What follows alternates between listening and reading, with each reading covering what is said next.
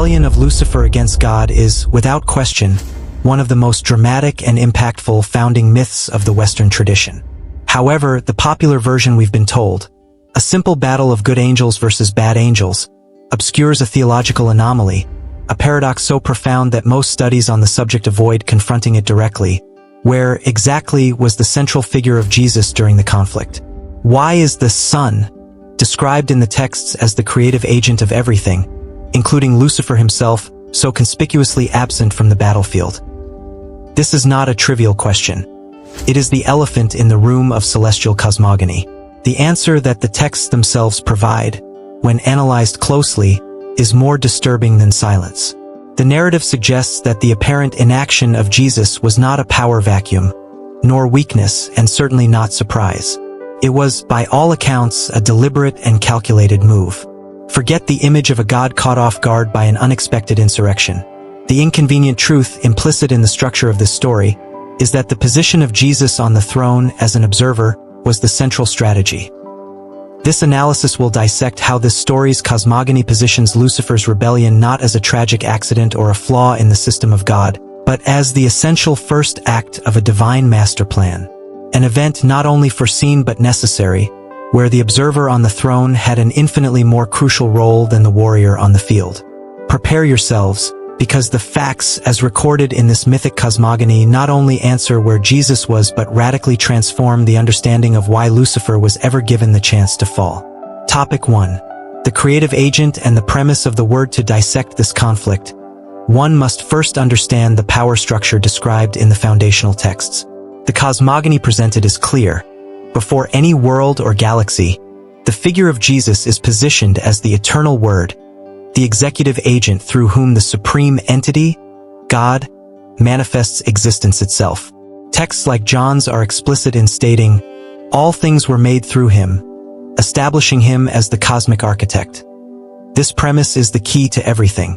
It means that every atom, every star, and, most importantly for this study, the entire complex angelic hierarchy, thrones, dominions, principalities, are direct products of his word. There is nothing that exists, according to this logic, that did not originate from him. Jesus is not just a participant. He is the source of the arena itself and all its players, including Lucifer. Therefore, any analysis of the rebellion must start from this point. The conflict is not between equal forces.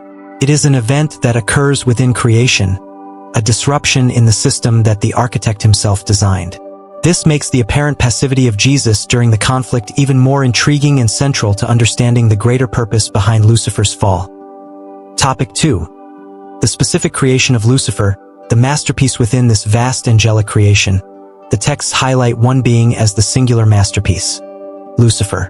The scriptures, notably the book of Ezekiel, offer a detailed description of him, not as the adversary, but as the model of perfection. He is depicted as a cherub of supreme wisdom and unparalleled beauty, adorned with an arsenal of precious stones, suggesting an exalted and unique status among celestial beings. The most ironic and crucial twist in this story is the textual claim that Jesus himself was the direct architect of Lucifer.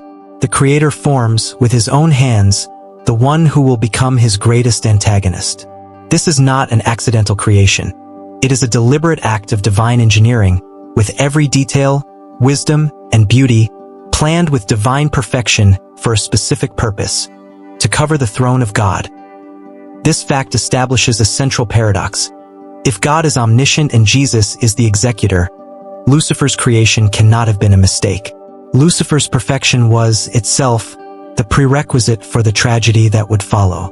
The story suggests his fall was not a flaw in the design, but perhaps the fulfillment of it. Topic 3. The paradox of free will and divine foreknowledge. Here, the logical framework of the myth deepens. If Jesus created Lucifer perfect, how did iniquity arise? The textual answer is the concept of free will. The cosmogony insists that God did not desire automatons programmed for worship, but intelligent beings capable of genuine love, which, by definition, requires the capacity for rejection. Lucifer, as the most perfect, possessed the most perfect free will. This clashes directly with divine foreknowledge. The source text alleges that in forming Lucifer, Jesus already knew the end of the story. He saw the future rebellion, the war, and the fall before it ever happened. And yet, he created him. This is not an act of negligence, but a deliberate act that scholars of this mythology must confront. Lucifer's creation thus becomes the first act of a much larger drama. God was not being caught by surprise. He was, according to this interpretation, allowing the necessary conditions for a plan that transcended the angels. Lucifer's fall was not an accident God had to fix. It was a foreseen event that God would use to reveal an eternal purpose. Topic 4. The internal corruption. The beginning of the fall. Lucifer's fall is not depicted as a sudden event, but as a psychological and internal process. The text alleges that Jesus observed it all from the throne. This was not a passive observation, but an active monitoring of the cherub's internal corruption. The fissure in the soul of Lucifer began with the contemplation of his own beauty. The jewels and wisdom, originally intended to reflect the glory of God, became a mirror for Lucifer's vanity. This is a fascinating point in the psychology of the myth. The perfection granted by God becomes the very tool of self-corruption. The cherub's heart, once pure, begins to darken with thoughts of self-exaltation. The narrative is explicit. Your heart was lifted up because of your beauty. Lucifer began to see himself as the source of his own glory. And Jesus, the Creator, is presented as the primary witness to this degeneration. He does not intervene to stop these thoughts. The logic here is that free will, once granted, must be allowed to run its course, even if it is a course of self-destruction. The non-intervention of God is, therefore, a strategic choice. Topic 5. The 5 declarations of rebellion. Lucifer's internal corruption eventually crystallizes into intent. The text identifies the exact moment of betrayal through 5 declarations of rebellion, recorded in the book of Isaiah. These 5 I wills are the essence of Lucifer's conspiracy. I will ascend to heaven. I will raise my throne. I will sit on the Mount of Assembly. I will ascend above the heights of the clouds. I will be like the Most High. Each of these declarations is a direct blow against the authority of God. Lucifer no longer wishes to serve. He wishes to rule. He doesn't just want a throne. He wants a throne above others, equating himself with his Creator. This is the original sin, not of disobeying a rule, but of an attempted ontological usurpation. Jesus, from the throne, is again described as the omniscient observer of every one of these thoughts. The narrative insists that Lucifer thought he was deceiving God, but every plot was being witnessed. The allowance for these thoughts to form and become a plan of action is fundamental to the unfolding of the cosmic drama. Topic 6. The conspiracy and celestial recruitment. Lucifer's rebellion does not remain merely in his mind. It becomes a political campaign. The anointed cherub uses his beauty, wisdom, and prestigious position to start a conspiracy, whispering heresies and seducing other angels. He plants seeds of doubt, questioning the authority of God and promising a false freedom and equality. This is one of the most cataclysmic events described in Revelation. Lucifer, now the dragon, manages to convince a third of the stars of heaven, a third of the entire angelic hierarchy, perfect beings created by Jesus, consciously choose to turn against their Creator. This is not a small riot. It is a cosmic civil war. And, once again, the central question, where was Jesus? The text is consistent. He observed the conspiracy spread. He saw every angel being seduced. His non-intervention here is even more shocking. To allow Lucifer to corrupt himself was one thing. To allow him to corrupt a third of the angelic creation suggests a much larger and more complex purpose. Topic 7. The open challenge and the delegation of war. The conflict finally moves out of the shadows. Lucifer, now with his army, presents himself before the divine throne and openly declares his challenge to the authority of God. The conspiracy becomes an open rebellion. It is at this moment that the reaction of Jesus becomes one of the most analyzed and controversial points of the entire myth. Jesus, the entity whose creative word formed Lucifer and sustains the universe, does not stand up. He does not confront Lucifer directly. He does not use his power to annihilate the rebel with a single thought, even though the cosmogony affirms he could. This is a deliberate and profoundly significant choice. Instead, Jesus commissions Michael, the archangel, The order is clear. Lead the loyal armies against the rebels. This delegation is theologically crucial. It positions the war not as a conflict between creator and creature, which would be an execution, not a war, but as a conflict within creation, angel versus angel. God assumes the position of judge, not a combatant. Topic 8. Michael's battle and the war in heaven. The war explodes.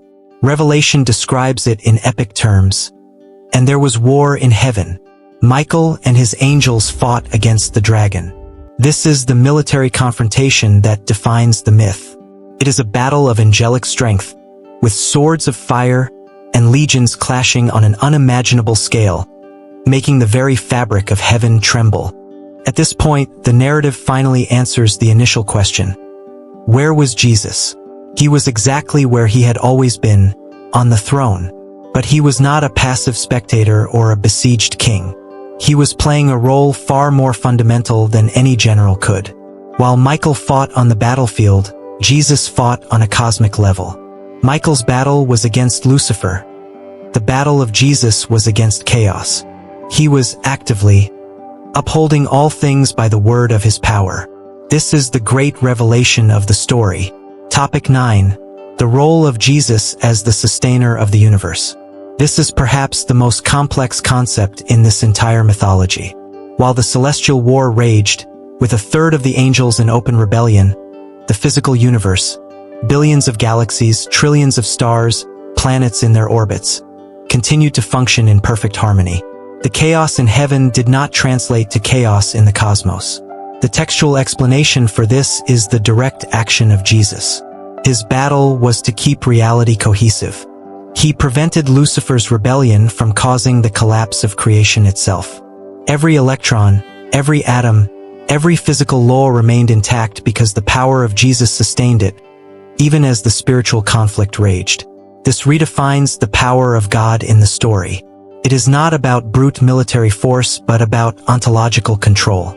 Jesus demonstrates his supremacy not by defeating Lucifer with a blow, but by keeping the universe running perfectly, as if Lucifer's rebellion was, on a cosmic scale, an irrelevance. Topic 10. The ontological irony of the battle. This dynamic creates the most devastating irony of the entire story. Lucifer, in his arrogance, believes he is waging a real war against God. However, he can only continue to exist, think, and fight because Jesus himself, his target, is actively sustaining his existence at every nanosecond. It is, as the source text describes, a fish trying to dry up the ocean that sustains it. Lucifer's rebellion is futile at its most fundamental level. He is using the very power granted by God to fight against God. His defeat, therefore, is not just a possibility. It is a logical certainty, an ontological inevitability. Michael's victory, though real on the military plane, is merely a formality. The true victory was already being demonstrated by Jesus on the throne. God did not need to fight, as he was already in absolute control of all reality, including that of his enemies. Topic 11. The eyewitness testimony of Jesus. I saw Satan fall. The war ends with Lucifer's expulsion. Millennia later, Jesus makes an enigmatic and profound statement to his disciples. I saw Satan fall like lightning from heaven. The text insists this is not a metaphor, but the eyewitness testimony of the ultimate authority. The original Greek word for saw implies a total and complete perception. Jesus did not just watch the fall.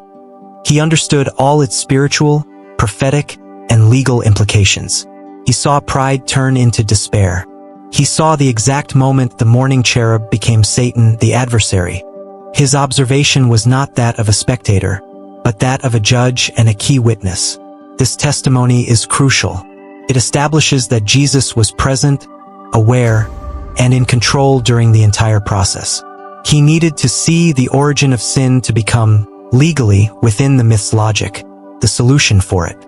His observation was a strategic act, not a passive one. Topic 12. The two-stage fall. Heaven versus the cross. The source text presents a fascinating theological discovery.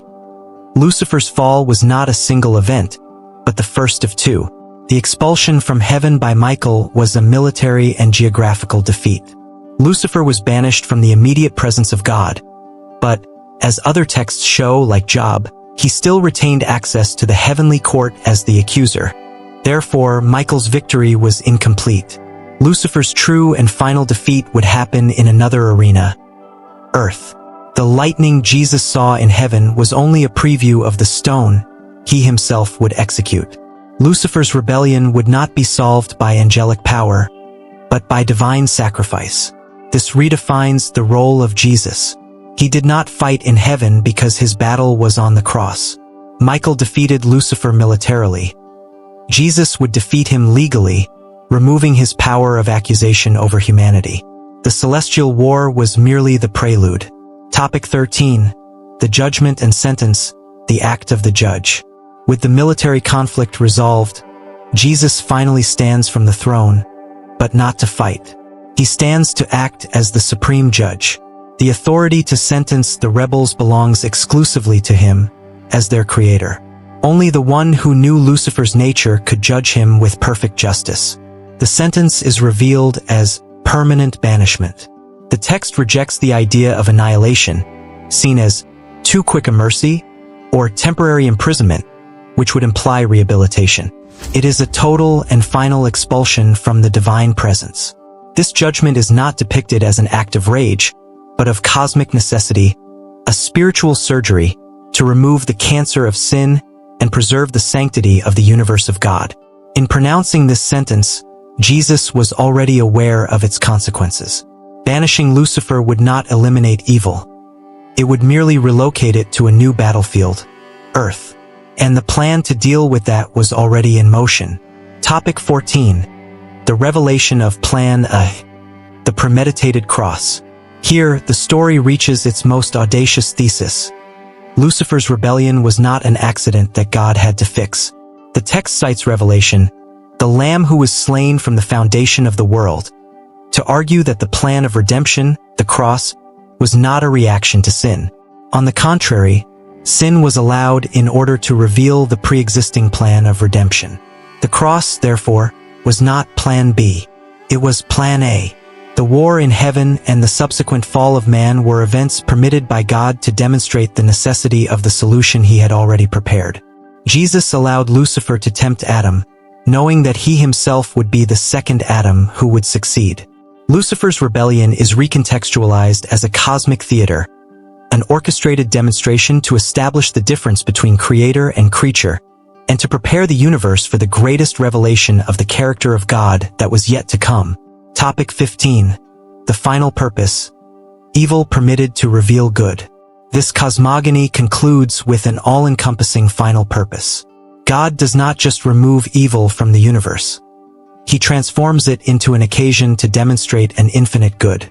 Lucifer's rebellion, in all its tragedy, served to highlight the character of God in a way that perpetual peace never could.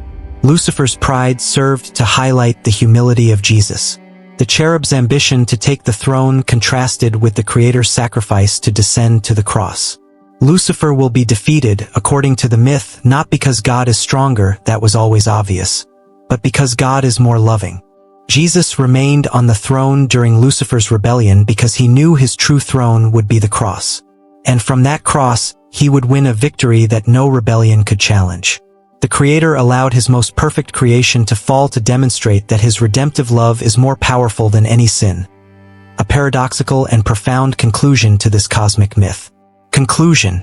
Now you understand the mechanics of this complex plan. The position of Jesus during Lucifer's rebellion was not, according to this textual analysis, one of absence, but of absolute control. The entity God, in this story, allowed the rebellion to reveal the nature of evil, and simultaneously executed a premeditated plan to demonstrate his love. You have been confronted with the facts as they are written. The question now transcends mythology. What do you do with this knowledge? Will you continue to see the story as a simple battle, or as the complex execution of a premeditated plan? Which part of this divine strategy intrigues you more? The permission of evil or the sacrificial solution? Leave your analysis in the comments. If you seek to understand the deeper narratives and hidden mythologies that have shaped our world, without dogma, just the facts as they are recorded, subscribe to the channel and activate notifications. Knowledge cannot wait.